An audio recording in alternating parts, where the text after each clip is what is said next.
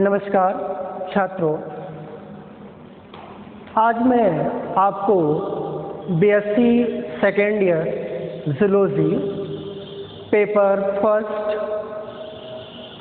Chordata में हम आपको फाइलम कार्डेटा में सब फाइलम यूरोकार्डेटा के बारे में बताने चल रहे हैं। तो यूरोकार्डेटा जो मेन है आपका, यूरोकार्डेटा में टॉपिक हर्डमानिया के बारे में आपको पढ़ाएंगे आज। और हर्डमानिया के बारे में जो हम पढ़ाने चल रहे हैं उसमें सबसे पहली बात सिस्टमेटिक पोजीशन, हैबिटाट और external morphology, division of body, इसके बारे में हम आज आपको पढ़ाएंगे।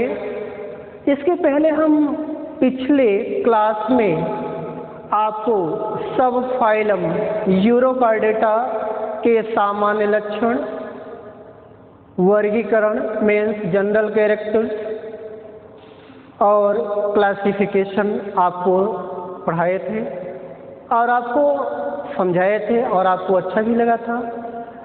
और आज मैं फिर से सब फाइलम यूरोकार्डेटा के बारे में पढ़ाने चल रहे हैं। यूरोकार्डेटा से संबंधित सब टॉपिक हर्डमानिया है जिसके बारे में आपको डिटेल से लेके चलेंगे आज। और आपको ये हमारे कॉलेज में ऑनलाइन क्लासेस स्टार्ट किया गया है और ऑनलाइन क्लास कोरोना वायरस के चलते जो है शुरू करना पड़ा ताकि एजुकेशन में आपकी शिक्षा में कोई प्रॉब्लम क्रिएट ना हो। आपके एग्ज़ाम को देखते हुए ये क्लास शुरू किया गया और इसमें सबसे ज़्यादा महत्वपूर्ण भूमिका हमारे मैनेजिंग मैनेजर साहब का है, जिन्होंने ये क्लास ओपन करवाया और जिससे आपकी जो शिक्षा में एजुकेशन में कोई प्रॉब्लम न हो। तो फिलहाल मैं आज की क्लास में हर्डमानिया टॉपिक लेके आया हूँ और हर्डमानिया में सबसे पहले जो डिस्कवर्ड कौन पब्लिश किया है इसके बारे में बताने चल रहे हैं। तो सबसे पहले हर्डमानिया जो टॉपिक है आपका मेनली हर्डमानिया, तो हर्डमानिया जो टॉपिक है मेनली हम आपको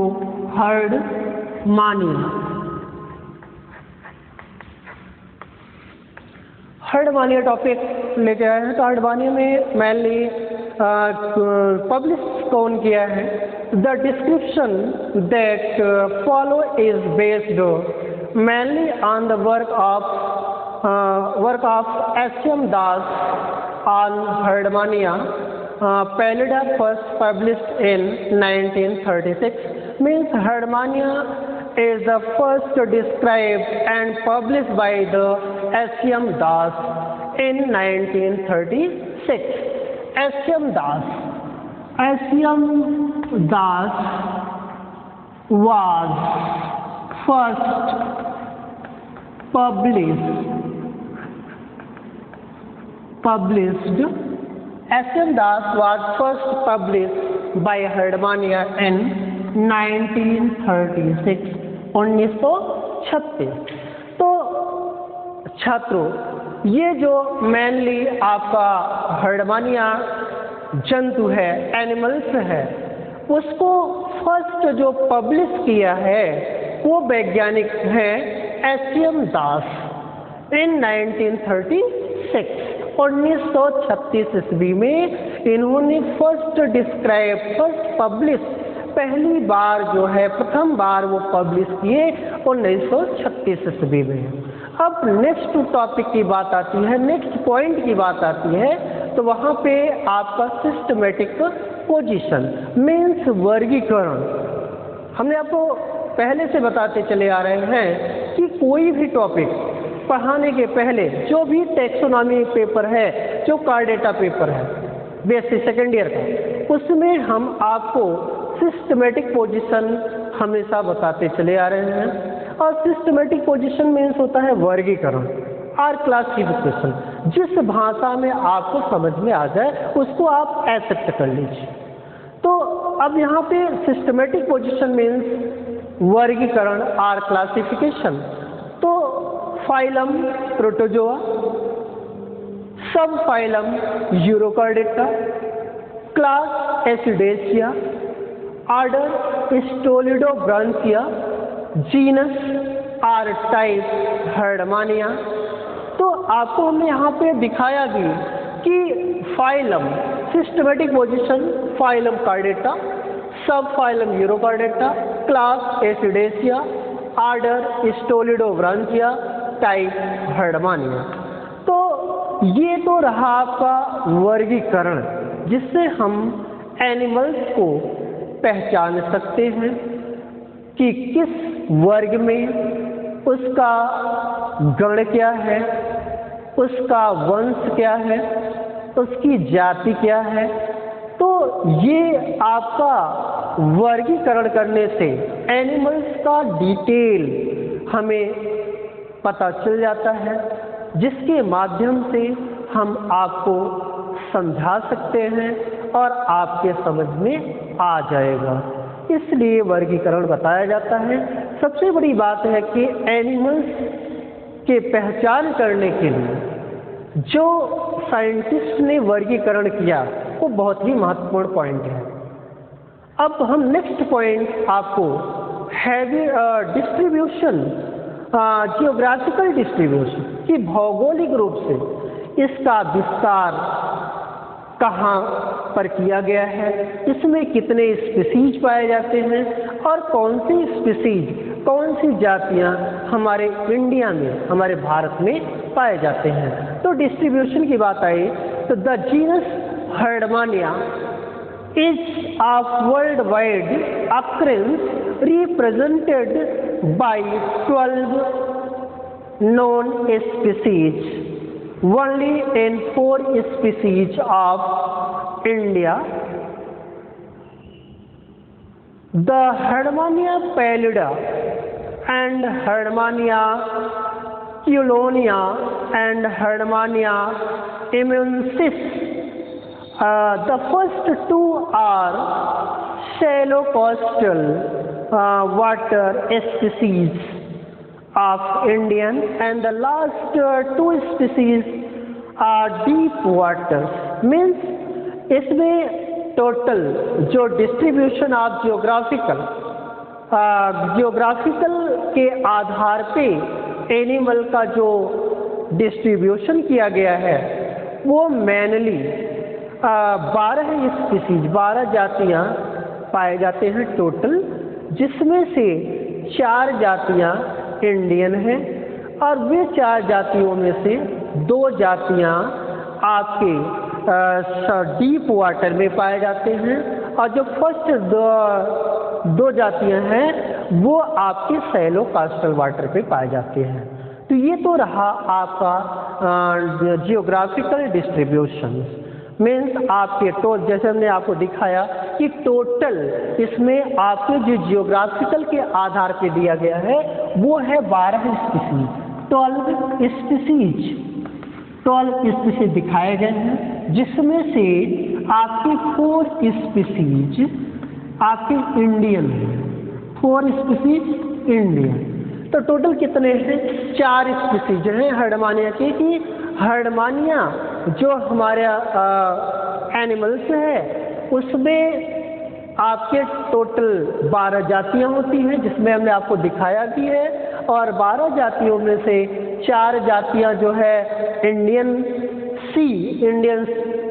समुद्र में पाए जाते हैं, जिसमें 4 स्पीसीज जो हमने आपको दिखाया, इसमें आपकी जो फर्स्ट 2 आर सैलो वाटर्स, 2 जातियाँ जो है सैलो वाटर में, और जो 2 स्पीसीज अदर हैं वो डीप सी वाटर में पाए जाते हैं। कहाँ पे? समुद्र की गहराई में वो 2 जातियाँ होते हैं। अब इसमें जो डिफरेंट जातियाँ हैं, जैसे हम आपको हर्डमानिया जो आज लेके आए हैं, जो कि फिगर में भी हमने आपको दिखाया, वो आपके पैलिडा स्पीसीज है हर्डमानिया। जैसे कि हमने आपको सिस्टमेटिक पोजीशन में पहले बताया कि phylum chordata, sub phylum urochordata, class ascidiacea, order स्टोलिडोब्रांचिया और टाइप हर्डमानिया है। तो यहाँ पे एक पॉइंट और हो जाएगा, जो स्पीसीज की बात आई तो यहाँ पे हम स्पीसीज आपको दिखा देंगे कि ये पैलिडा है। ये कौन सी स्पीसीज है? पैलिडा। तो अब यहाँ पे पैलिडा की बात है, तो पैलिडा क्या है? हमारी एक जाति है। तो अब नेक्स्ट पॉइंट आता है कि हैबिट एंड हैबिटाट।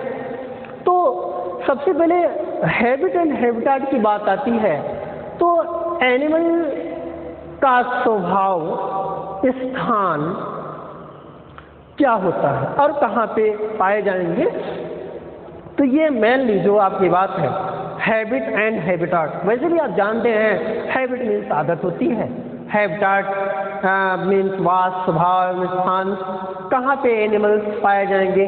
सबसे बड़ी बात यह है कि यह आपके समुद्री जीव हैं, समुद्री जंतु हैं और समुद्री जंतु के लिए आपको ये जो पाए जाते हैं वो आपके समुद्र में ही निवास करेंगे।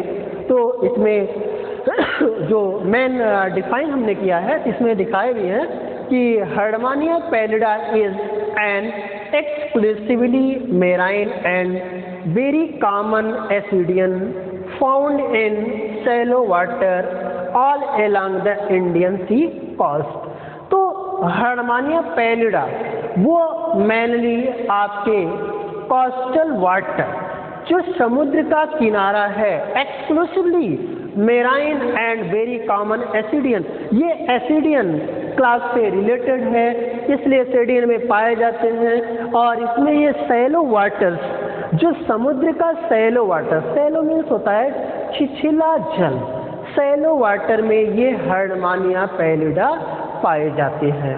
जो कि अभी हमने बात ये किया कि इनका मेन वास स्थान कहाँ पे है। ये आपका मुख्यतः समुद्री जल में पाए जाते हैं और समुद्री जल में जो तटीय भाग होते हैं, जो समुद्र का तट होता है, कोस्टल होता है, वहाँ पर ये छिछले जल में पाए जाते हैं। It is solitary and sedentary acidian found attached to rocky sea bottom by broad base of embedded in the sandy floor by its extended foot। तो ये mainly जो होते हैं कि solitary, ये मुख्यतया अकेले होते हैं और किसी ठोस चट्टान पे पाए जाते हैं और मेनली इनका जो बॉटम या किसी सॉलिड सतह पे आपके पाए जाएंगे। उनका जो बेस है वो ब्रॉड होगा, चौड़ा होगा और उसके बाद जो है इसमें mainly the Sandy floors bye it's extended food, इसमें जो आपके सैंडी फ्लोर हैं, मीन्स जो रेत का जो छत है, रेत का जो अपर सरफेस है, वहाँ पे ये जो फूट के द्वारा, जो पैर होता है इनका, फूट के द्वारा वो चिपके रहते हैं, वो पकड़े रहते हैं। अब नेक्स्ट पॉइंट आता है इसमें कि by Herdmania is a ciliary feeders, it is microphagous animal feeding on microscopic plant and animals like diatom algae. तो इनमें हर्डमानिया मुख्यतः हर्डमानिया जो सीलियरी फीडर्स, हर्डमानिया सीलिया के द्वारा ही फीडिंग वर्क करता है। वो जैसे भोजन है उनका, तो सीलिया के द्वारा ही वो भोजन को पकड़ेगा और सीलिया के द्वारा ही माउथ पार्ट में प्रवेश कराता है, इंटर्ड कराता है। तो छात्रों, ये आपकी जो हैबिट और हैबिटाट चल रहा है, इसमें एनिमल्स जो पाए गए और पाने के बाद उनका मुख्य भोजन क्या है और मुख्य भोजन को कैसे वो ग्रहण करते हैं, वो कौन से ऑर्गन के द्वारा ग्रहण करेंगे, उसको हम आपको बता रहे हैं। यह मेनली ये ciliary feeders, Herdmania is mainly ciliary feeders, Herdmania cilia के द्वारा जो है भोजन को ग्रहण करता है। और इनका जो मुख्य भोजन है वो माइक्रोफेगस एनिमल्स हैं, माइक्रोस्कोपिक एनिमल्स हैं। और जैसे डायटम्स है, एल्गी है, तो ये मेनली इसमें हमने आपको दिखाया भी कि डायटम्स, एल्गी और माइक्रोस्कोपिक प्लांट एंड एनिमल्स, मतलब इनका जो सूक्ष्म जीव हैं और सूक्ष्म प्लांट्स हैं, पौधे हैं, और उनके साथ साथ कुछ डायटम्स जो और कुछ शैवाल, एल्गी भी वो फीड करते हैं। मेनली जो इनका जो भोजन है, इन सब भोजन को वो सीलिया के द्वारा ही मुख्य पार्ट में जो है प्रवेश कराने में हेल्प करता है, वो सीलिया से हेल्प करता है। जैसे अगर देखा जाए तो ह्यूमन बीइंग है और ह्यूमन जैसे मनुष्य है या अदर जंतु हैं, तो जैसे मनुष्य की बात आती है तो मनुष्य क्या करता है कि हाथ के द्वारा जो है भोजन पकड़ता है और फिर वो हाथ के द्वारा ही मुख तक ले जाने का काम करता है। तो वैसे सीलिया का काम होता है कि वो भोजन को पकड़ेगा और वो माउथ पार्ट तक इंटर्ड कराता है। तो ये जो हैबिट और हैबिटाट की बात आई, और इसमें ये बात ये है कि जो इनका आवास स्वभाव स्थान है, मेनली ये समुद्री जल में पाए जाते हैं। और समुद्री जल में अगर पाए जाते हैं तो वह जो समुद्र का तट होता है उस पे ये छिछले जल पे निवास करते हैं। और ये मेनली या तो जब छिछले जल पे निवास करेंगे तो वहाँ भी किसी रॉकी सबस्टांस, किसी चट्टान या किसी बॉटम से वो जो है अटैच्ड होते हैं, वो चिपके रहते हैं, स्टैंड रहते हैं, कह सकते हैं। और फिर इनका जो मुख्य भोजन क्या है कि वह माइक्रोस्कोपिक एनिमल एंड प्लांट, सूक्ष्म जीव और सूक्ष्म जंतु, सूक्ष्म पादप, शैवाल, डायटम्स, इन सब फूड मटेरियल को वह सीलियरी फीडर, सीलिया के द्वारा वह फीड कराता है, सीलिया के द्वारा एनिमल्स को भोजन को ग्रहण करता है। तो स्टूडेंट्स, ये आपका हैबिट और हैबिटाट, और हैबिट और हैबिटाट में एक बात और आता है कि the animals, the Herdmania animals is the external fertilisation in the sea water. इनमें जो प्रजनन होता है हर्डमानिया का, वह आपका समुद्री जल में बाह्य रूप से निषेचन करता है। और ये निषेचन करने के पहले उसमें आपके गोनेट्स भी पाए जाते हैं, गोनेट्स में जनक होते हैं। तो ये आपका जो मेनली जो पार्ट है हैबिट एंड हैबिटाट का, इसमें external sea waters of the fertilization, external जो आपका sea waters found in food materials feed on the cilia. तो ये मेनली आपको जो हैबिट और हैबिटाट ने आपको दिखाया कि ये मेनली हमने कहा भी कि it's by extended food the Herdmania is the ciliary feeder, it is microphagous animals feeding on microscopic plants and animals like diatoms, algae। ये क्या है कि इनका मुख्य भोजन है एल्गी है, माइक्रोफेगस एनिमल्स हैं, माइक्रोस्कोपिक प्लांट एंड एनिमल्स जो भी हैं, इनका जो भी मुख्य भोजन है उसको सीलिया के द्वारा फीड करते हैं। और ये मेनली रूप से जो है मुख्यतः रूप से समुद्री जल में पाए जाते हैं। और समुद्री जो जल होता है और समुद्र के किनारे पे वो जो जल होते हैं तो उसको हम छिछला जल कहते हैं, और वह छिछले जल पे इनका निवास स्थान होता है मेनली। अगर वो निवास स्थान पा गए तब उनको भोजन की आवश्यकता होती है। तो भोजन हमने आपको बता दिया कि माइक्रोफेगस एनिमल्स होते हैं, स्मॉल प्लांट्स एनिमल्स और एल्गी पाए जाते हैं, एल्गी होते हैं, और जिसको हर्डमानिया पैलिडा एनिमल्स जो है उसको फीड करता है। तो छात्रों, अब हम जो नेक्स्ट पॉइंट आपके सामने लेके आ रहे हैं, हर्डमानिया का जो एक्सटर्नल मार्फोलॉजी है। तो जो एक्सटर्नल मार्फोलॉजी की बात आती है तो उसमें हमने आपको दो चीज़ की बात है कि external morphology of Herdmania pallida is divided into three parts. That is, first part of shape, second part is size, और third part is color. तो एक्सटर्नल मार्फोलॉजी जैसा हमने यहाँ पे दिखाया है, external morphology, the external morphology is divided into three part that is first part is shape, second part is size, third part is color। तो जो शेप की बात आती है, शेप मीन्स आकार। तो हर्डमानिया पैलिडा ये आपके सामने स्ट्रक्चर है, फिगर है हर्डमानिया पैलिडा का, जो यहाँ पे हमने आपको बनाया है। ये आपका हर्डमानिया पैलिडा, हर्डमानिया पैलिडा का ये डायग्राम है। और हर्डमानिया में सबसे पहली बात हमने यहाँ पे एक्सटर्नल मार्फोलॉजी वह आकारिकी के बारे में बताने चल रहे हैं आपको। आकारिकी कि इसमें जैसे इंटरनल एक्सटर्नल होता है, तो यहाँ पे एक सिंपली तौर से एक्सटर्नल मार्फोलॉजी की बात आती है। तो एक्सटर्नल मार्फोलॉजी में जो पहला पॉइंट है शेप। शेप मीन्स आकार। तो ये आपके सामने आकार दिखाया जा रहा है। तो आकार का क्या परिभाषा है, कैसे हम उसको इंडिकेट करेंगे, तो हम आपको बता रहे हैं। The body is laterally compressed, slightly narrow oblong और रेक्टेंगुलर इन शेप। देखने पर यह जो है तिरछा थोड़ा सा और एक रेक्टेंगुलर, एक त्रिकोणीय आपके क्या कहते हैं, त्रिकोण नहीं, रेक्टेंगुलर शेप होते हैं। और मेनली आपका the whole animals body is looks like a purse, bag और पोटैटो। तो छात्रों, इनका जो होल बॉडी की बात आई, जो यहाँ पे फिगर की बात आई, तो ये जो फिगर है इनका मेनली वो आपका पर्स लाइक, बैग लाइक और पोटैटो लाइक। तो आपको कह सकते हैं कि इनका आकार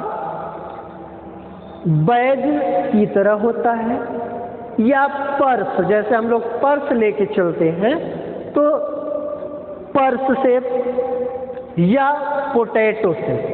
पोटैटो मीन्स आलू होता है। तो छात्रों, आप अपने घरों में आलू को देखा होगा, और जो आलू है, जो पोटैटो है, अगर उसको आप ले लीजिए अपने हाथ में, तो आकार आपको हर्डमानिया पैलिडा का समझ में आ जाएगा कि इसी आकार का जो है हमारा एनिमल्स हर्डमानिया पैलिडा होता है। तो आकार आपको क्लियर हो गया होगा कि the Herdmania pallida is whole body shape is bag like, purse like और पोटैटो लाइक।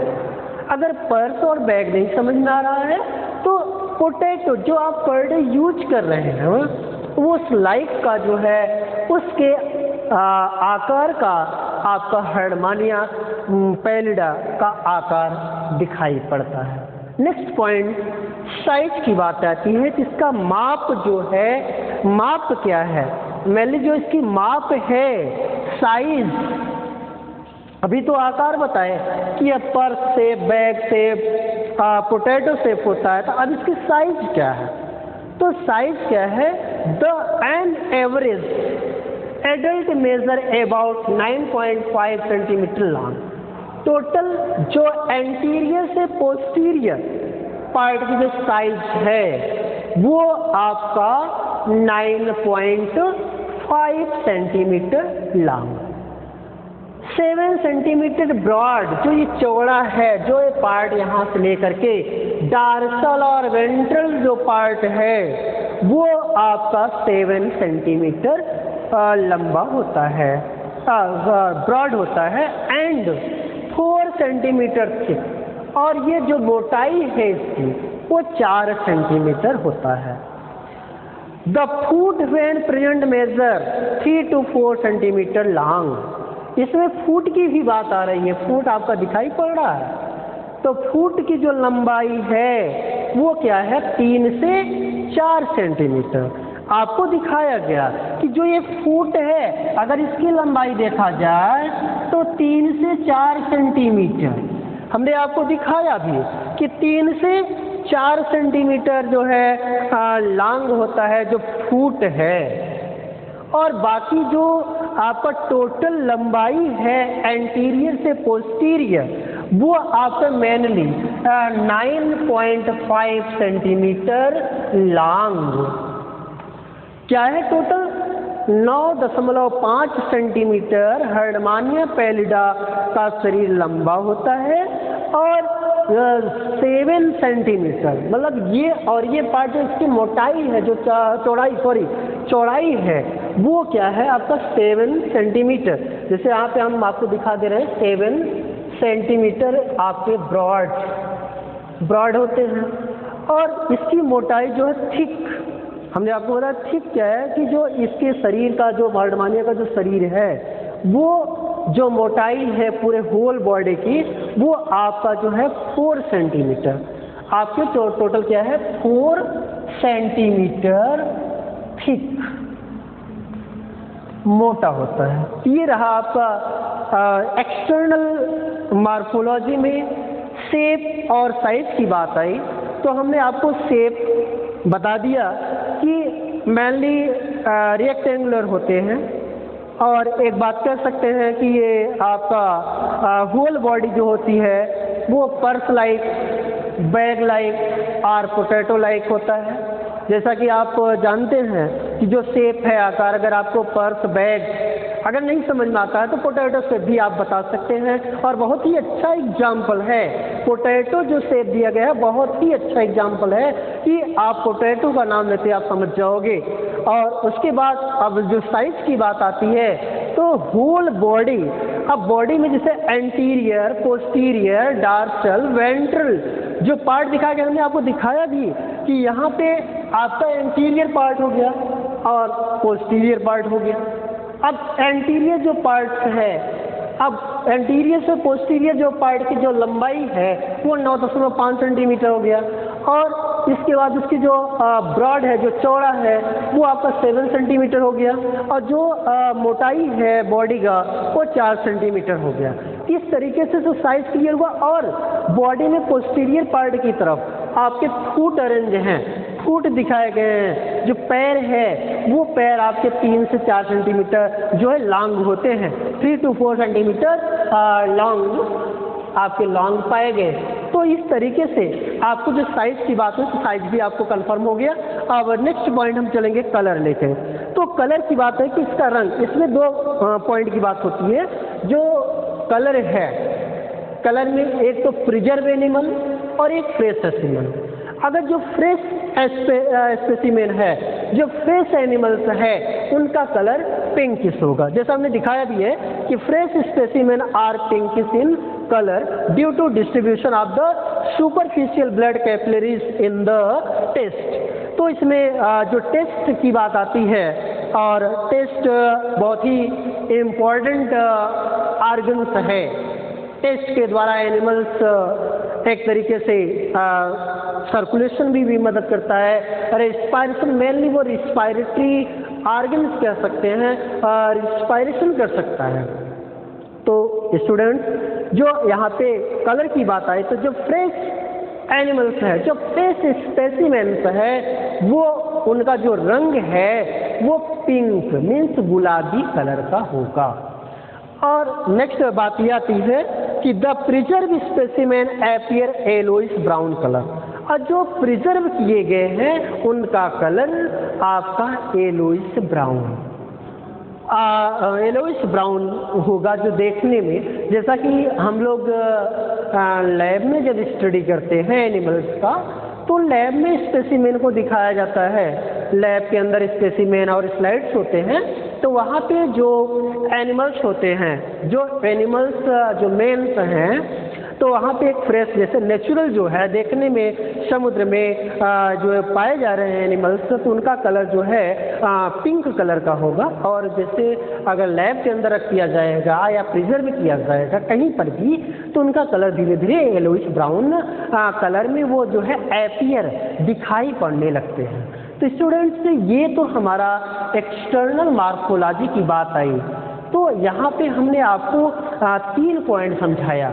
एक है सिस्टमेटिक पोजीशन, दूसरा हैबिट एंड हैबिटेट, और तीसरा आपको एक्सटर्नल स्ट्रक्चर और मार्फोलॉजी तो जो सिस्टमेटिक पोजीशन था उसमें आपके फाइलम, सब phylum, class, order, genus, species, और इसके बाद जो हैबिटाट में ये एनिमल्स कहाँ पाए जाते हैं और किस वाटर में होंगे और इनका मुख्य भोजन क्या है और ये किस आर्गन्स की सहायता से भोजन को समुद्र से पकड़ के अपने मुख तक ले जाते हैं, और फिर इनका एक्सटर्नल मार्फोलॉजी में जो वाह आकार की है, तो वाह आकार की में इनका mainly 3 part, shape, size, colour है।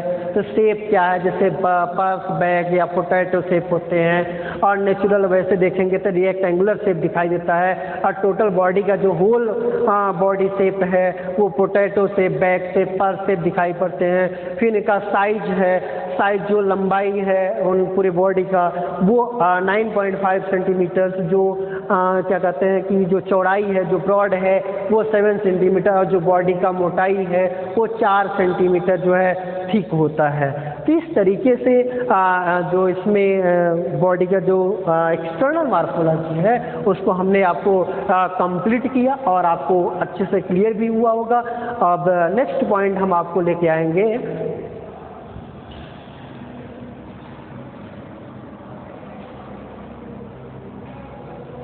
नेक्स्ट पॉइंट हम आपको हर्डमानिया का डिवीजन ऑफ बॉडी लेके आए हैं। तो division of body, the Herdmania body is divided into 2 parts, that is first part is body proper, second part is foot.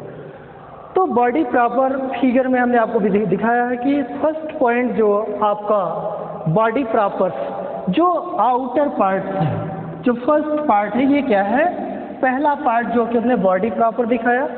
Second part foot है, जो पोस्टीरियर साइड में फुट बना के दिखाया गया है। तो ये फुट है जो मेनली किसी सबस्ट्रेटम, किसी सॉलिड पार्ट से चिपके होते हैं। तो अब नेक्स्ट पॉइंट आता है कि बॉडी प्रॉपर। तो जो बॉडी प्रॉपर की बात आती है तो बॉडी प्रॉपर सबसे आउटर पार्ट है, सबसे आउटर पार्ट बॉडी प्रॉपर्स। इसमें बॉडी प्रॉपर्स को हमने आपको दिखा दी। देखिए मेनली जो हर्डमानिया की जो बॉडी है वो आपका टेस्ट से मेडअप होता है, टेस्ट और ट्यूनिक।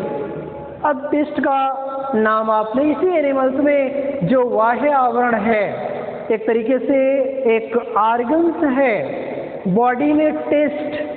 टेस्ट जो होता है वो आपका एक प्रोटीनिस जो मटेरियल्स होते हैं, और टेस्ट के द्वारा ही बॉडी का निर्माण होता है।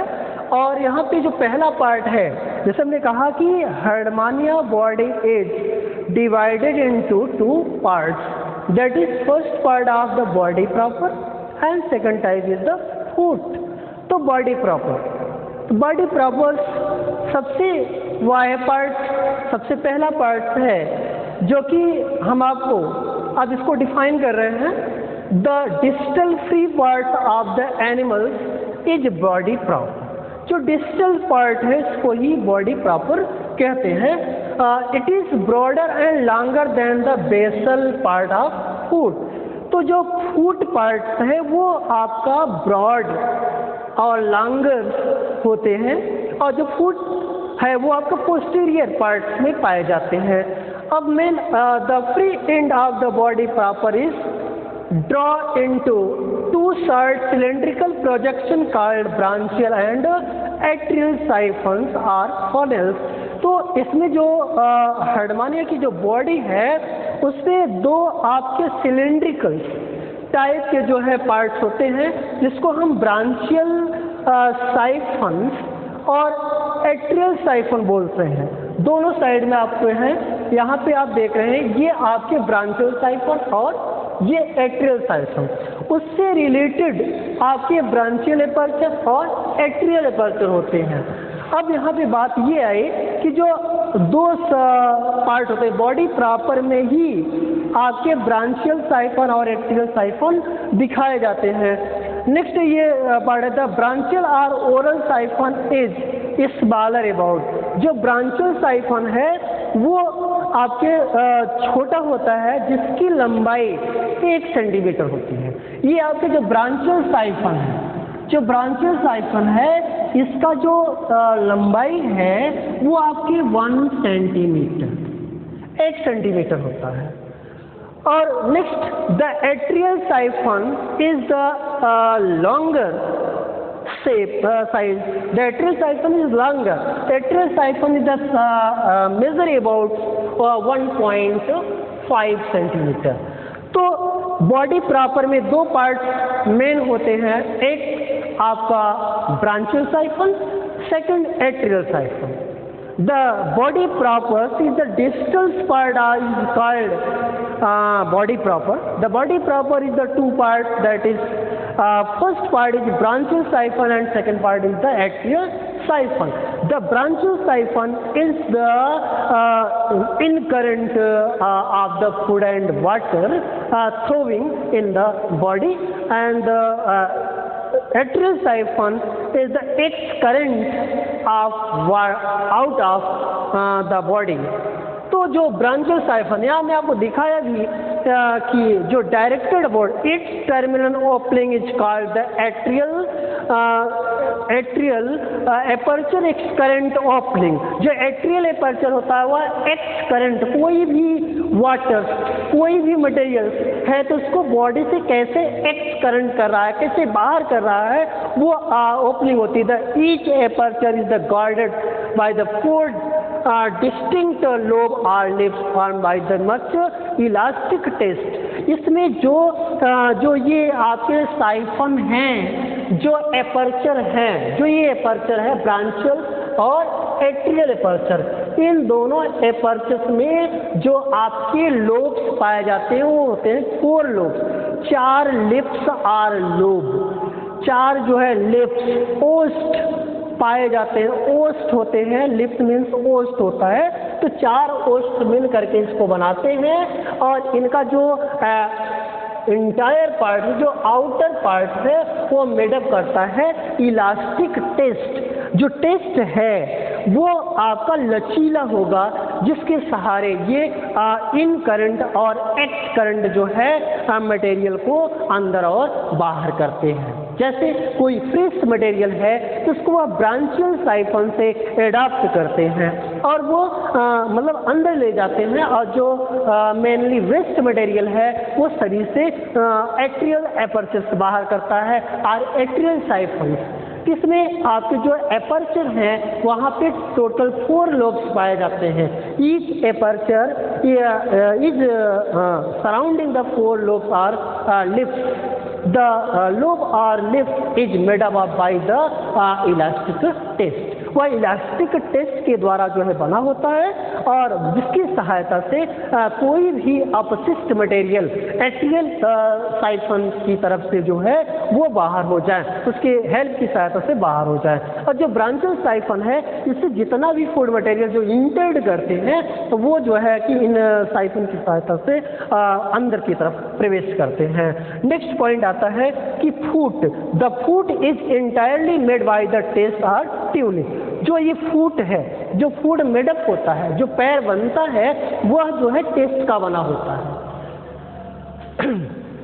It is dirty in colour and rough due to the sand particle. तो ये मैंने देखने में तो थोड़ा सा डर्टी होता है, गंदा होता है, रफली होता है, और यह किसी सबस्ट्रेटम, किसी रॉक से या मोलस्कस से जो है एक तरीके से अटैच्ड होता है। ए फुल एक्सटेंडेड में attain in length of 3 to 4 centimetre. और इस फुट की जो लंबाई है छात्रों, इस फुट की जो लंबाई, जो फुट बना हुआ है पोस्टीरियर पार्ट में जो फुट पाए जाते हैं, और ये क्या है कि ये 3 से 4 सेंटीमीटर लंबे होते हैं।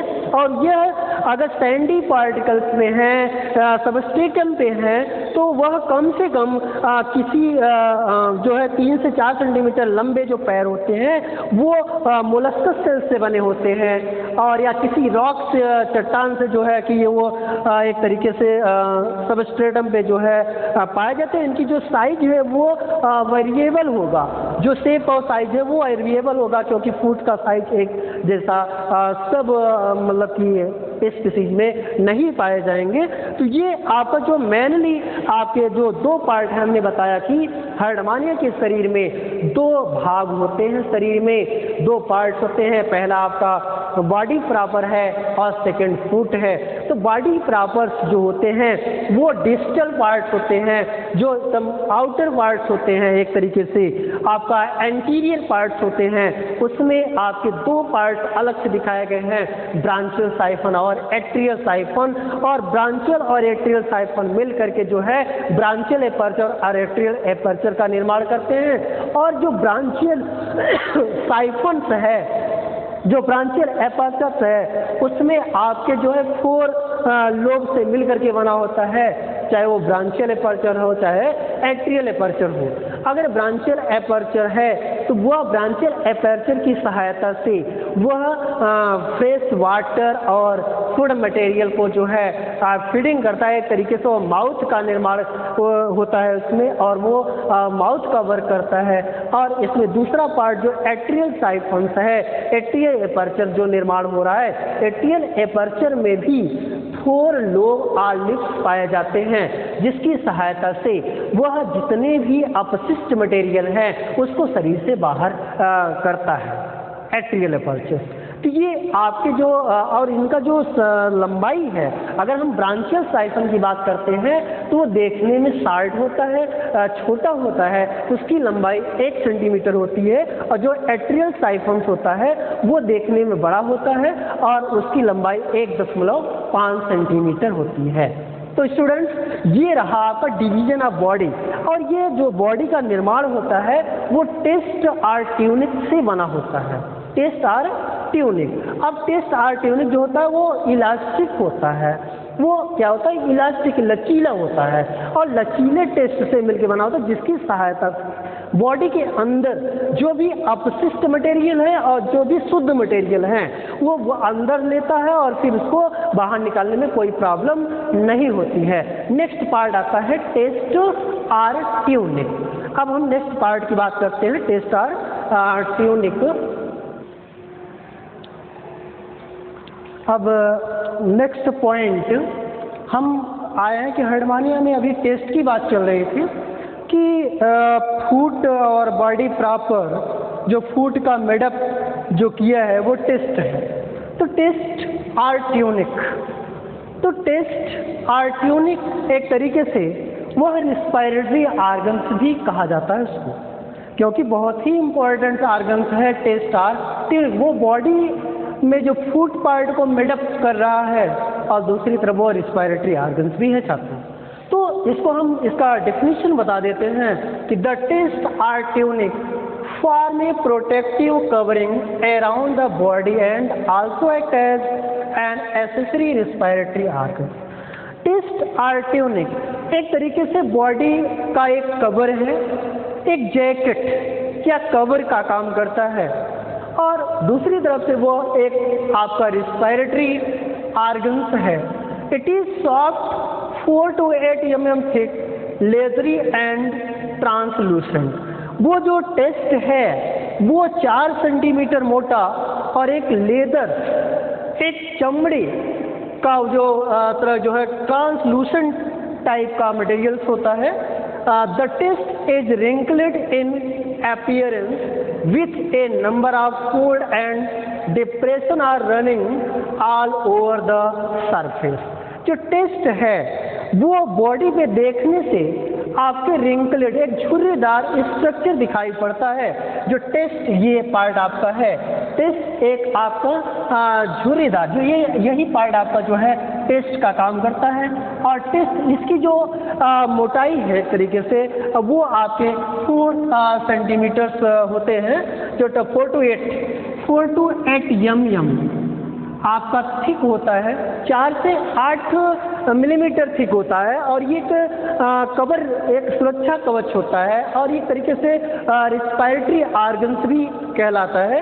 और इसमें the test cut like soft cartilage and composed of. तो इसमें कुछ टेस्ट में जो जुड़े हुए हैं, जो पार्ट जुड़े हैं, जैसे आपका मैट्रिक्स है, कार्पसेस है, इंटरलॉकिंग फाइब्रिल्स है, ब्लड वेसल्स, स्पिक्यूल्स। ये टोटल पार्ट्स जो होते हैं आपके जुड़े हुए हैं। मैट्रिक्स, कार्पसेल्स, ब्लड वेसल्स, ये सब क्या है कि आपके टेस्ट ट्यूनिक में जुड़ा हुआ है, जो कि छोटे छोटे ब्लड कैपिलरीज में भी टेस्ट मटेरियल जुड़ा है, जिसकी सहायता से एनिमल्स अच्छे से वो अपना वर्क कर सकता है। जैसे कि ब्रांचियल साइफन, एट्रियल साइफन भी टेस्ट के द्वारा ही बन पाता है। अब यहाँ पे बात ये आती है कि जो मेन मैट्रिक्स पार्ट है, तो मैट्रिक्स का वर्क क्या है। तो हम आपको टेस्ट में जो कुछ मटेरियल जो कट लाइक है, जो साफ्ट है, कार्टिलेज है, उसको हम जो पहला पॉइंट मैट्रिक्स की बात करते हैं, तो मैट्रिक्स का जो डिफाइन किए हैं, the gelatinous matrix or ground substance is made of the polysaccharide called tunicin which is similar to plant cellulose, some protein and minerals. तो जो ये टेस्ट पार्ट है, जो मैट्रिक्स है, वो टेस्ट का आउटर जो जिलेटिनियस मैट्रिक्स आर ग्राउंड, मतलब जिलेटिनियस मैट्रिक्स कर सकते हैं या ग्राउंड सबस्टांस, जो उनका आउटर जो सरफेस है वो ढके रहता है मैट्रिक्स। और मैट्रिक्स में जो मेनली होता है वो पॉलीसेकेराइड से बना होता है। जो पॉलीसेकेराइड्स आप जानते हैं कि कार्बोहाइड्रेट का एक टाइप है, और कार्बोहाइड्रेट्स में आपके भोजन वगैरह हैं, तो वो मेनली जो आते हैं वो किसका पॉलीसेकेराइड का ट्यूनिसिन। जो ट्यूनिसिन है वो टेस्ट ट्यून का एक फार्मूला है, जो कि आपका C6H10 वो 5 जो फार्मूलास है उसको दिखाया गया, which is similar to plant cellulose. जैसे प्लांट सेलुलोज या फिर प्रोटीन एंड मिनरल्स मिलके इसको जो टेस्ट का निर्माण करते हैं। और टेस्ट में जो पहला पॉइंट है आपका मैट्रिक्स। मैट्रिक्स क्या है कि वो टेस्ट का आउटर या ग्राउंड सरफेस का जो वो निर्माण करता है, और वह ट्यूनिसिन से मिलके बना होता है। और ट्यूनिसिन एक तरीके से पॉलीसेकेराइड का एक रूप होता है, और वो एक तरीके से इसे प्लांट सेलुलोज या फिर सम प्रोटीन एंड मिनरल्स से मिल करके उसका निर्माण होता है। दूसरा पॉइंट है कार्पसेल्स। अब कार्पसेल्स आप जानते हैं कि कार्पसेल्स में आपकी रक्त कणिकाएं होती हैं। छात्रों, क्या होता है? रक्त कणिकाएं। कार्पसेल्स जैसे आपका सफ़ेद ब्लड है, लाल ब्लड है, तो कहते हैं ना वाइट ब्लड सेल्स या वाइट ब्लड कार्पसेल्स या रेड ब्लड कार्पसेल्स। तो यहाँ कार्पसेल्स की बात आती है, तो the cell found is matrix are mesodermal in origin and 6 or 7 different type. इसमें जो कार्पसेल्स है उसमें 6 से 7 आपके डिफरेंट टाइप हैं। जैसे जो पहला टाइप है the large eosinophils cellulose spherical in shape and are more and in few number. तो जो इस्नोफिल्स है, जो पहला टाइप है, इसमें क्या है कि लार्ज इस्नोफिल्स पाए जाते हैं। अब यहाँ बात आई कि सफ़ेद रक्त कणिकाओं में इस्नोफिल्स, बेसोफिल्स और न्यूट्रोफिल्स होते हैं। तो जो इस्नोफिल्स है पहला टाइप है वो लार्ज होता है, और इसमें जो है कि आपके स्फेरिकल सेल्स होते हैं। सेकंड टाइप है कि small amoeboid cells are small cells. दूसरा जो टाइप है कार्पसेल्स का वो अमीबॉयड सेल्स है, जो स्मॉल होते हैं। वो क्या है कि शेप अमीबा के जो आकार के होते हैं, उनका शेप कोई कांस्टेंट नहीं होता है। थर्ड टाइप है कि small eosinophils cells possess the eccentric nucleus and more the numerous. इसमें जो तीसरा टाइप है स्मॉल इस्नोफिल्स है। अब ये लार्ज इस्नोफिल्स था तो उसमें कुछ फ्यू नंबर्स पाए गए थे, लेकिन जो स्मॉल जो है इस्नोफिल्स हैं उसमें जो है आपकी सेंट्रिक न्यूक्लियस पाए जाते हैं। नेक्स्ट चौथा पॉइंट जो है इसमें आपके 6 or 7 टाइप कार्पसेल्स के बताए गए। तो चौथा जो टाइप है spherical vacuolated cells are small in size passing vacuoles and the nucleus is visible. यहाँ पे स्फेरिकल वैक्यूलेटेड दिखाई दे रहा है, और इसमें से जो न्यूक्लियस है वो दिखाए भी गए हैं। और नेक्स्ट पॉइंट है granular receptor. Granular receptor cell are probably sensory in function. Sensory in function. तो जो ग्रेनुलर पार्ट्स हैं जैसे नर्वस सिस्टम है वो एक सेंसरी ऑर्गन्स का काम करता है। नेक्स्ट है सातवां जो छठा जो पॉइंट है, small branches nerve cell are small process 2 to 6 long squamous जो डेंड्राइट्स प्रोसेस। तो यहाँ नर्वस सिस्टम के कुछ डेंड्राइट्स होते हैं जो आपके 2 से लेकर के 6 प्रोसेस होते हैं। नेक्स्ट सातवां पॉइंट जो है स्क्वेमस एपिथेलियम। तो लास्ट पॉइंट जो आपका वो कार्पसेल्स का है वह स्क्वेमस एपिथेलियल सेल्स पाए जाते हैं। तो यहाँ पे जो सेल्स हैं स्नोफिल्स, लार्ज स्नोफिल्स, स्मॉल स्नोफिल्स और उसके बाद स्मॉल अमीबॉइड सेल्स। तो इस तरीके से 7 टाइप जो हमने आपको बताया कि यहाँ पे matrix, corpuscles, interlocking fibrils, blood vessels और स्पिक्यूल्स। तो यहाँ पे जो दूसरा है वो कार्पसेल्स। कार्पसेल्स में 6 से 7 जो है टाइप ऑफ ब्लड से होते हैं जो कि आपका अमीबॉइड सेल्स होते हैं, नर्वस सेल्स होते हैं और ये आपका स्नोफिल्स सेल्स होते हैं जो लार्ज और स्मॉल्स होते हैं। और जो स्मॉल स्नोफिल्स होते हैं उसमें न्यूक्लियस एपियर्स होता है और जो लार्ज स्नोफिल्स होता है उसमें आपके कुछ नंबर ऑफ सेल्स दिखाई देते हैं। नेक्स्ट पॉइंट आता है कि आपका जो मेन ब्लड वेसल्स की बात आती है। तो ब्लड वेसल्स जो होते हैं numerous branches near the surface of oval or pear shaped structures is called blood vessels. तो ब्लड वेसल्स में आपके जो मेन कुछ पार्ट्स न्यूक्लियस होते हैं जो ओवल आकार या पियर शेप्ड पाए जाते हैं। नेक्स्ट पॉइंट होता है कि यहाँ पे आपका जो स्पिक्यूल्स की बात आती है। तो स्पिक्यूल्स आपके जो कंडिकाएँ होती हैं हर्डमानिया के बॉडी में, जो आप टेस्टार्ट्यूनिक का टॉपिक चल रहा है, टेस्टार्ट्यूनिक पार्ट चल रहा है, तो उसमें जो पांचवा पार्ट है स्पिक्यूल्स। स्पिक्यूल्स मेनली 2 होते हैं, एक मेगास्क्लियस स्पिक्यूल्स और दूसरा होता है माइक्रोस्क्लियस स्पिक्यूल्स। जो कि माइक्रोस्क्लियस स्पिक्यूल्स जो है छोटा होता है, जिसकी साइज जो माप है वो 40 से 80 माइक्रोन लंबे होते हैं। जो स्पिक्यूल्स की बात आती है तो स्पिक्यूल्स आपके मेगास्क्लियस ये एक तरीके से बॉडी में सपोर्टिंग का काम करते हैं। तो इस तरीके से जो आज का टॉपिक था हर्डमानिया, और हर्डमानिया में हमने आपको systematic position, habit and habitat और एक्सटर्नल मॉर्फोलॉजी और डिवीजन ऑफ बॉडी और लास्ट में टेस्ट आर्ट्यूनिक जो आपका पॉइंट था जिसकी सहायता से ब्रांचियल और एट्रियल साइफन का निर्माण होता है वो हमने कंप्लीट किया। और इस तरीके से ये टॉपिक को एंड होता है। Thank you.